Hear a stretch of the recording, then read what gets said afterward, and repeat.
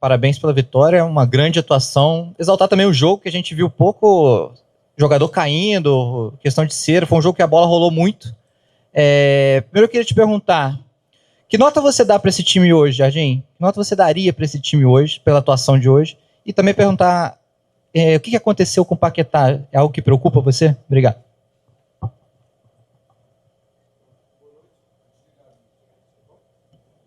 Boa noite. Em relação ao jogo, é difícil dar uma nota pequena, tenho que dar 8, 9. Eu acho que pecamos hoje na finalização. Por várias situações que criámos, podíamos ter um resultado mais robusto, pelo facto de que nós, quer na primeira parte, quer na segunda, foi o Flamengo que procurou sempre a iniciativa do jogo.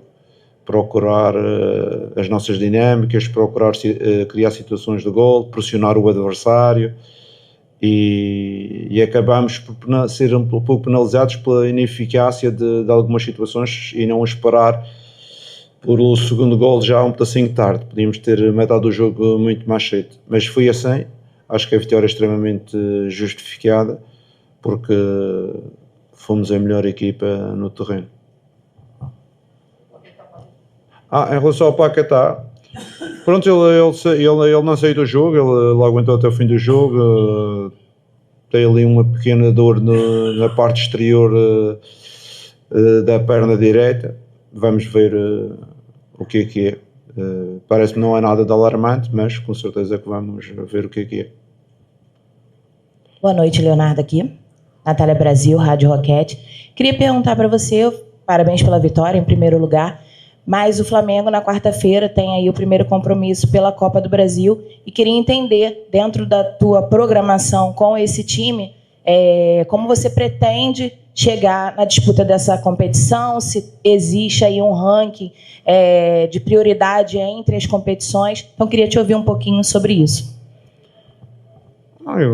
Eu acho que falei aqui há 3 dias atrás sobre prioridades. A nossa prioridade é sempre o próximo jogo, porque o Flamengo é uma equipa com a responsabilidade em todas as competições que entra, desde o Carioca à Taça do Brasil, à Libertadores, ao Campeonato.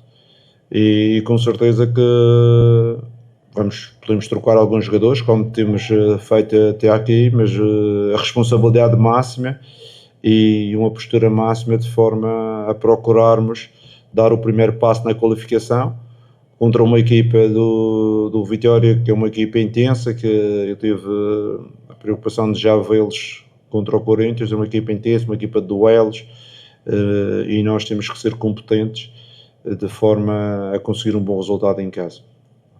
Jardim aqui, boa noite, Cidão Marinho da Litoral News. Você vai para quarta-feira no terceiro jogo consecutivo em 3 competições diferentes, ainda em cima dessa última pergunta. O Flamengo já teve treinadores que falaram que quem muito quer, nada tem. Teve treinador que falou que é humanamente impossível ganhar as 3 competições. Como você avalia esse cenário? O elenco que o Flamengo tem, o investimento que foi feito e até a janela do meio do ano.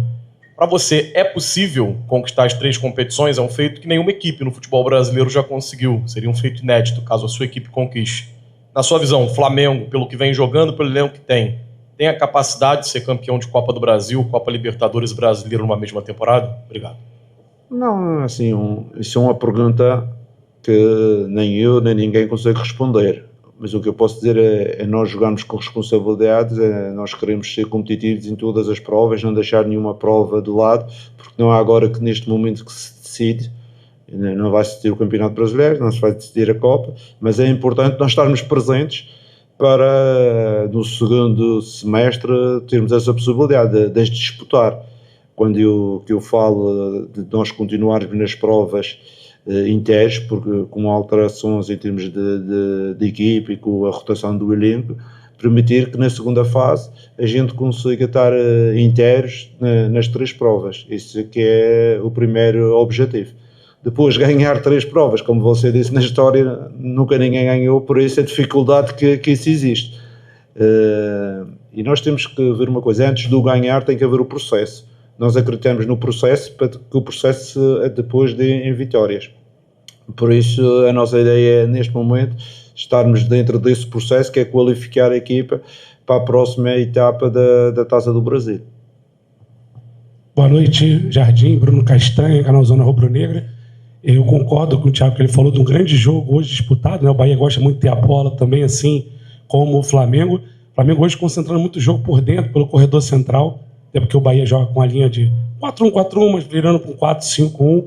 Foi essa a determinação, a tática para o jogo, para poder conseguir criar, né, bastante. O Flamengo teve muito volume, primeiro tempo, muita tomada de decisão errada, segundo você já falou, de finalização, mas foi essa a parte tática para poder quebrar essa linha, essa marcação do Bahia? Obrigado.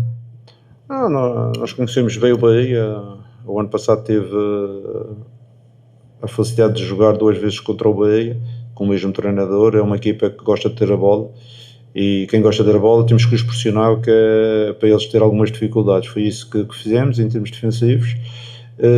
Também ter a ideia que o Bahia é uma equipa que gosta de jogar por dentro, muito por dentro, e nós também cerramos um pedacinho os jogadores mais por dentro, numa segunda fase até com 3 jogadores do meio campo, na primeira fase com os pontas em termos defensivos um pouco mais por dentro, e em termos ofensivos eu falei com os jogadores a importância de procurarmos o jogo de transição, algumas vezes que eles atacavam, e o jogo exterior, porque o Bahia fecha-se muito pela zona central e a gente tem que obrigá-los a ir a um corredor, a ir a outro corredor, jogar entre linhas, jogar no espaço. E é aí que no jogo entre linhas, uma vez ou outra, não tivemos as melhores decisões e acabamos por não criar mais. Mas só tenho que valorizar os jogadores pela atitude, pela perseverança de manter o jogo sempre aceso. Há uma coisa importante que eu disse aos jogadores agora no fim. Muitas das equipas criam 1, 2, 3 e depois não conseguem fazer o 2-0 e as outras equipas fazem um remate e acabam por empatar o jogo.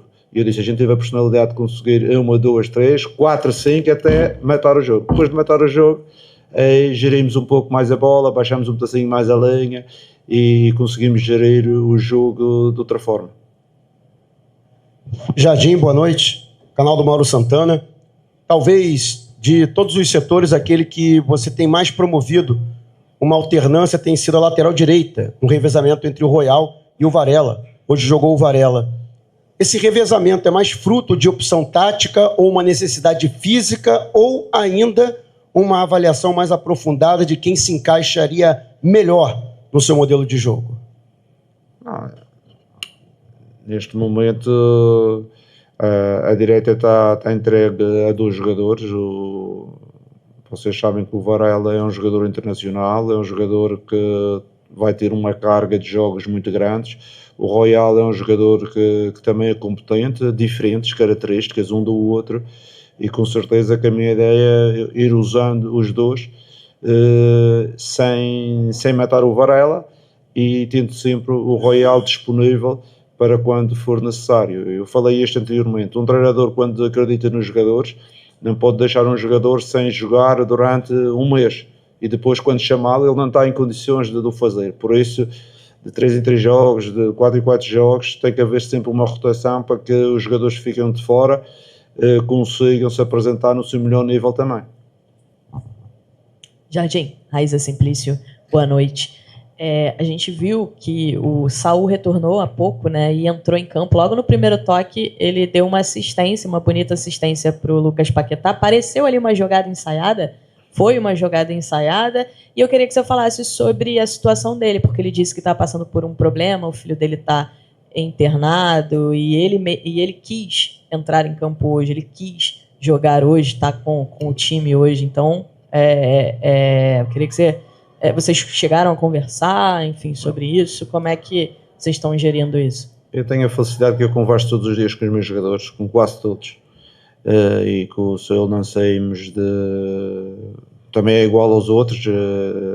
Tive várias conversas durante esta semana e ele tornou público essa situação. Ele teve o miúdo, teve algum problema médico e ele deu o apoio ao filho, e eu dei-lhe o apoio a ele para apoiar o filho, que era importante, e ele fez os treinos, não faltou nenhum treino, mas teve algum tempo dedicado ao filho que estava na clínica ou no hospital. Com certeza que é um jogador que aos poucos vai entrando, e toda a gente sabe a qualidade dele, mas agora a questão é um jogador que parou 4 meses ou 3 meses e meio, e o que é que acontece? Para um jogador que parou esse tempo todo é necessário darmos um tempo de integração maior, por exemplo, do que o Cebolinha. O Cebolinha teve 15 dias de fora, já voltou, ou o Jorginho 10 dias ou 12 dias e vai voltar. Um jogador que teve 4 meses, a gente tem que ter preocupações diferentes se não quisermos matar o jogador. Vocês estão a ver, 3 paragens, em vez de ser a paragem das férias, são 3 ou 4 paragens e depois nem tem pré-temporada nem nada. Faz 3 treinos e começa a jogar. Não é bem assim. Eu já tive esta conversa com ele porque eu quero que o Zul se integre na equipa, que ganhe condição e que a médio prazo também seja um jogador importante pela qualidade que ele tem. Jardim aqui, boa noite. O Boto deu uma entrevista essa semana na Flamengo TV e ele disse que você é um treinador mais aberto a receber jogadores encontrados pelo scout, jogadores sem muita vitrine que chegam com preço mais baixo. Queria saber de você, se você ou a sua comissão técnica ajuda no mapeamento desses jogadores ou você deixa todo no departamento de scout. Obrigado. Eu acho que a minha principal característica como treinador é olhar para os jogadores e não ver nem o boletim de idade, nem o CV, olhar só a qualidade. Isso para mim é uma das regras que eu tenho, porque muita gente olha para os jogadores pelo CV. Eu não olho, eu olho pela qualidade que ele tem. Não sei se consigo me explicar neste. Eu olho para o jogador e vejo, pode não ter jogado menos, pode ter vindo de uma equipa mais pequena, pode ter vindo de um campeonato, não ter um nome muito grande, mas ter qualidade. Eu olho para o jogador por o que ele vale. E toda a minha vida tive essa preocupação em olhar para o jogador o que ele vale. Não é o que os outros dizem que ele vale ou o que ele fez no passado.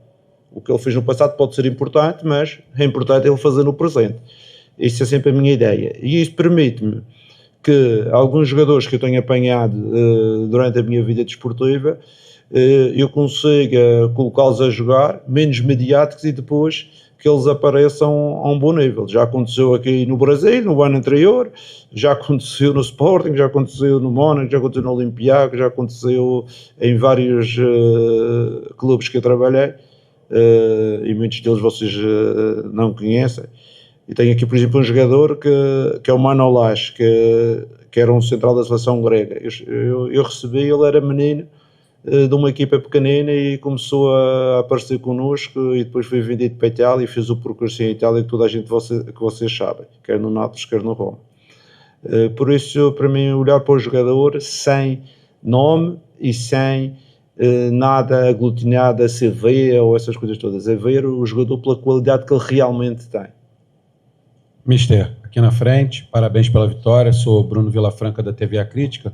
Eu queria pegar carona na pergunta do Mauro sobre a lateral direita, mas falar especificamente do Varela, porque desde que ele chegou ao Flamengo, ele tinha como concorrentes pela posição jogadores que aqui no Brasil a gente costuma dizer que são mais agudos, que era o Rodinei e depois o Wesley. E o Varela, por conta dos concorrentes ali pela posição serem jogadores que a gente estava muito mais acostumado a vê-los no campo de ataque, o Varela passava uma impressão, que eu até acredito ser uma falsa impressão, de que ele era um jogador mais defensivo. E hoje, eu estava prestando atenção no campo, e não só de hoje, mas também falando de hoje, o Varela, ele várias e várias vezes, mesmo com o time já ganhando, com o resultado ali, o Flamengo tentando controlar, ele passando em velocidade lá pelo lado direito, participando também bastante da fase ofensiva, fazendo cruzamentos. Eu queria que o senhor falasse um pouquinho dessa questão tática dentro do seu time, do Varela e da importância que ele tem tido para o Flamengo. Obrigado. O Varela é um jogador extremamente importante, como eu disse, ele e o Royal são jogadores diferentes. O Varela é um jogador que associa, além da capacidade que ele tem de profundidade no jogo, ele é capaz de associar num espaço mais curto. O Royal é um jogador que tem um movimento agudo muito mais forte, um melhor jogo aéreo. Eu acho que o Varela é mais técnico, é mais na associação, um sentido tático também muito bom. Ainda hoje falamos da segunda parte, da possibilidade de ele não levar nas costas, e a correção tática que fizemos correu muito bem. Pronto, são dois jogadores que, na minha opinião, dois grandes jogadores, um internacional como o Varela, mas como eu disse, eu não abdico de ter duas soluções, como temos também para o lado esquerdo, e no momento que eu quis, por exemplo, do lado esquerdo, vamos fazer uma comparação, que eu quis meter o Alex vários jogos seguidos porque o Ayrton estava tocado, vocês sabem qual foi o resultado: mialgia de esforço, paragem. O Jorginho a mesma situação, 5 jogos seguidos, mialgia de esforço, paragem, e não quero isso. Eu quero que os outros jogadores joguem para que a gente tenha esta capacidade de rotatividade, mas jogar com qualidade. Porque eu falei com o Varela hoje fez 11 km, mais ou menos no meu GPS, ainda não vi. No jogo anterior, para o campeonato, ele também fez uns 11 km. Mas se ele jogasse os 3 jogos, ele não ia fazer esses 11 km. Ok? Porque, entretanto, quem fez os outros 10 ou 10.600 foi o Royal. Pronto, é este equilíbrio que nós temos, e vejo também os jogadores percebem que para a forma que a gente quer jogar tem que haver uma certa frescura. Se não houver frescura, vai ser difícil pressionar alto, é preciso encurtar linhas, tudo isso é muito mais difícil. E os jogadores sentem-se bem também na rotatividade para que, pô, eu estou mais fresco, vou ser capaz de fazer a tarefa. E por isso acaba por todos estarem felizes. Jardim, boa noite, à sua direita aqui. Rodrigo Cerqueira, do Grupo Gol. Uma das preocupações da torcida do Flamengo no início da temporada era para que o Arrascaeta recuperasse a melhor forma física dele e, consequentemente, a melhor forma técnica. Fez com que ele tivesse a temporada absurda do ano passado, talvez a melhor da carreira. E ele vem mostrando uma evolução muito grande. Nos últimos 4 jogos foram 3 gols, e jogos com características semelhantes. O gol que ele marcou hoje foi muito parecido com o gol da partida passada. Bola na trave também de cabeça, entrando na área, aparecendo muito mais na área, né? Muito mais solto, muito mais leve. Então eu queria que você fizesse uma avaliação desse momento dele, e dessa forma de jogar, que ele volta a cada vez mais estar perto do gol, sendo decisivo. Eu tive esta conversa logo no início, há 1 mês e meio talvez atrás, quando eu cheguei, e vocês falaram que o Arrascaeta ainda não estava bem. Eu disse que o Arrascaeta normalmente ao longo das épocas vai sempre melhorando, vai progredindo ao longo da época desportiva. Acho que ele está neste momento já melhor condição física, melhor interpretação daquilo que são as ideias do jogo. Hoje fiquei-me a dever um gol, que ele podia ter feito mais de 1 ou 2. E pronto, nós estamos muito satisfeitos. É um líder também dentro de campo, é um jogador que dá uma qualidade extraordinária ao jogo, e além disso tem a capacidade de finalização. Mas voltar a referenciar o Flamengo que nós pretendemos é um Flamengo em que não podemos estar à espera só dos golos do Pedro ou do Arrascaeta. Vamos ter os golos do Bruno, vamos ter do Lino, vamos ter do Paquetá, e vamos ter de outros jogadores, às vezes do Ortiz, às vezes do Danilha, às vezes do Pereira. Ter esta possibilidade de alternância e de diversidade em termos de quem pode marcar. E isto também mostra competências de uma equipa, não viver somente de 1 ou 2 jogadores. Olha aqui, David Sharp, do Antenados na Jogada. Parabéns pelo seu grande trabalho que você vem fazendo. E pegando carona nessa pergunta sobre o Arrascaeta, Bruno Henrique e Pedro, que são jogadores que chegaram no Flamengo há muito tempo, Arrascaeta e Bruno Henrique em 2019 e o Pedro em 2020. E talvez até hoje eles ainda sejam, tem gente que acha, os melhores jogadores desse atual elenco, mesmo já há tanto tempo no clube, mais velhos. Seria possível, você enxerga a possibilidade dos 3 jogarem juntos, o Bruno, principalmente, na função de segundo atacante ou de ponta esquerda? Ou você acha que isso é impossível pela idade deles? Não, é possível. Eles jogaram hoje juntos. Houve um momento do jogo que eles jogaram juntos. É possível. Não, desde o começo. Depende, com certeza que sim, desde o começo. Se você me perguntar, eles vão jogar 5 jogos juntos, 90 minutos, eu digo logo que não. Isso aí já é outra questão. Essa questão que você me diz, claro que podem jogar juntos, que eles hoje jogaram juntos, podem ter um jogo ou outro juntos. É uma coisa muito normal, porque eles podem se encaixar os 3. A questão é, às vezes, jogar vários jogos juntos, os 3, é que depois temos uma fadiga muito grande e estamos no risco de perder os 3. Por isso eu aproveito sempre os 3. não para jogar em todos os jogos 90 minutos, mas para tê-los um maior período de tempo, porque são jogadores, como você disse, importantes, são jogadores carismáticos, são jogadores que entendem o ADN, é ADN aqui no Brasil? DNA. O DNA do clube, e isso para mim são valores extremamente importantes. Mister, Roque Hudson, colono do Fla aqui à sua esquerda. Muito se fala sobre os jogadores, mas hoje eu queria fazer uma pergunta para você sobre o seu trabalho, como você está avaliando ele. É o seu melhor início de trabalho no clube, com 84% de aproveitamento, e no Flamengo, nos últimos 7 anos, é o segundo melhor início. Eu queria saber do Leonardo Jardim como que você está vendo esses seus primeiros 11 jogos à frente do Flamengo. O Flamengo que é o melhor ataque da Libertadores, tem o terceiro melhor ataque do Campeonato Brasileiro, a segunda melhor defesa. Eu queria ouvir do Jardim como que ele avalia esses 11 primeiros jogos à frente do Flamengo, que é o melhor início da sua carreira. Eu estou satisfeito porque estamos indo de encontro a uma ideia de jogo e àquilo que nós pretendemos.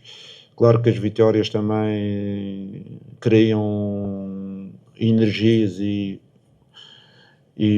formas de bem-estar importantes.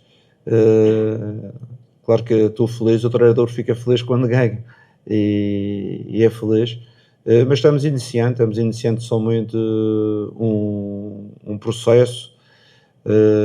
Com certeza eu não gosto de fazer muitas comparações do que foi o passado, porque aqui no Brasil há treinadores, e o treinador que teve cá anterior, o Felipe, o Jesus, são treinadores extremamente vencedores e campeões aqui no Brasil.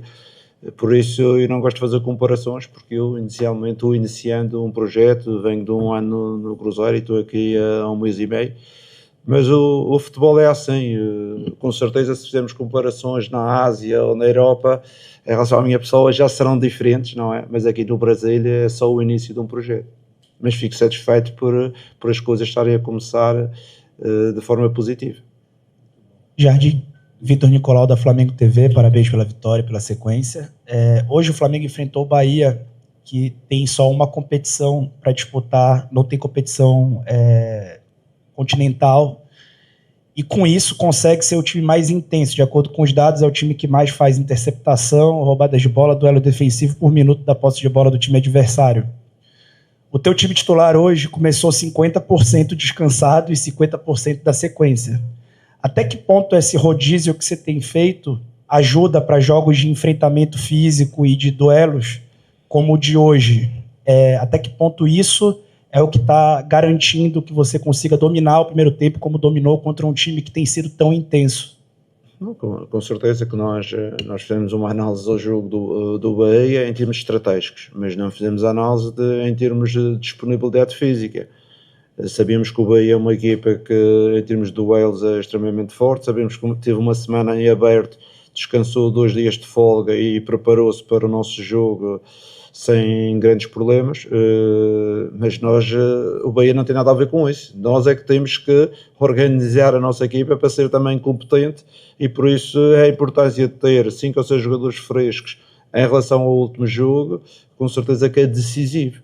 É decisivo para nós mantermos uma atitude de pressão, uma atitude de empenho no jogo grande como conseguimos, e principalmente quando estamos só de 2 em 2 dias. E agora temos mais 2 dias para na quarta-feira voltar a jogar, e temos que perceber o que é que podemos melhorar, o que é que podemos disponibilizar para ter outra vez uma equipa ativa, uma equipa que propõe o jogo, uma equipa que agride o adversário na pressão, e tudo isto tem que ser decisões que temos de tomar em conjunto com os jogadores, em conjunto com a fisiologia, em conjunto com todo o staff do clube. Jardim, aqui no meio. Boa noite. Gabriel Órfão, canal Paparazzo Rubro Negro. Jardim, queria te perguntar sobre o Pedro. Falar um pouco sobre o Pedro, que a gente vê que ele vem numa crescente de produção desde sua chegada. São 8 participações em gols, desde que você assumiu a equipe do Flamengo, 6 gols e 2 assistências, contando uma hoje. Há quem diga até que ele pode brigar por uma vaga na Copa do Mundo. Como é que você enxerga a importância desse jogador no seu time e essa crescente que ele vem tendo aí nos últimos tempos desde a sua chegada? Obrigado. Já falamos várias vezes sobre esses dois assuntos. Copa do Mundo, é assim, todo jogador que joga no Flamengo pode representar a seleção do seu país. Isso é uma coisa normal. Como todo jogador que joga num grande clube europeu pode representar a sua seleção. Jogam no Paris, ou no Bayern, ou noutra equipa qualquer, de top, pode representar a sua seleção. Aqui, na América do Sul, jogar no Flamengo também pode ter esse passaporte se jogarem bem. Em relação ao jogador, ao Pedro, tem evoluído. Ele tem evoluído por mérito próprio. É um jogador que tem mostrado competência, com os números que você falou, tem mostrado atitude e capacidade de reação na perda de bola. Também é um jogador que está imbuído do espírito de recuperar a bola, de pressionar também, muitas vezes do bloco mais baixo, ele retorna também para ajudar. Ainda hoje vimos o Pedro a fechar no corredor direto e a fechar na zona central, quando o Arrasca ficou mais na frente, perdeu a ligação e ele voltou para fechar com o grupo. E esta solidariedade que ele mostra em relação ao grupo depois cria energias positivas para fazer as coisas que ele melhor sabe, que é fazer golos, flutuar entre linhas. Nisso ele é muito bom, e na outra parte ele tem-se dedicado, e eu como treinador valorizo, mas o grupo também valoriza o comportamento dele. Leonardo, boa noite. Júlio Miguel Neto, Brunis TV, S1 Live, Desflar. Você falou que conversa muito com os jogadores, né? E o De La Cruz é um jogador que vem entrando de forma recorrente, como há muito tempo não se via. Quando ele veio para o Flamengo em 2024, ele veio como o melhor meia das eliminatórias em 25. Em conversa com o Felipe, ele disse que conversou com um atleta que via ele como um volante. É possível a gente ver o De La Cruz jogar uma linha um pouco mais ofensiva, como ele veio contratado pelo Flamengo, respeitando essa dificuldade, né, física que ele tem. E o próprio Saúl também, você falou sobre voltando de lesão, vir com uma certa cautela. Ele veio para suprir a saída do Gerson e era um jogador que jogava um pouco mais avançado na Europa. Você vê Saúl e De La Cruz, jogadores que podem atuar um pouco mais avançados e não só na função de segundo homem do meio campo, por exemplo? Boa noite. Com certeza que eu já disse isto algumas vezes. Nós, o Saúl, o Nick, o Paquetá, são jogadores que no meio campo têm alguma polivalência, não é? Se jogarmos com um número 10 tradicional, como o Arrascaeta, o Carrascal, acho que não serão as melhores condições para esses jogadores fazerem. Podem desenrascar, mas para estarem no seu melhor.